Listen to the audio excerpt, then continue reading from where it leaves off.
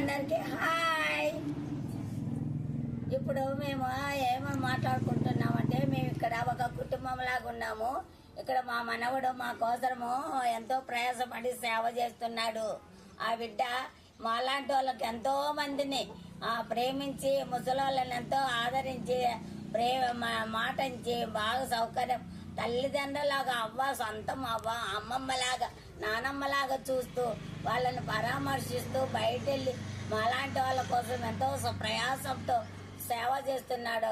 ఆ బిడ్డ ఆరోగ్యాలు ఇచ్చి 1000 సంతానంతో పాటు 1000 సంతానం కలిగి ఆరోగ్యాలతో మా బోటోళ్ళకు సేవ చేస్తూ ఎంతో ప్రపంచంలో ఒక జ్యోతిలాగా ఉండాలని సదా భగవంతుని కోరుతూ ఈ సమయం ఇచ్చిన అందరికీ మీ అందరికీ నా ధన్యవాదాలు. హాయ్.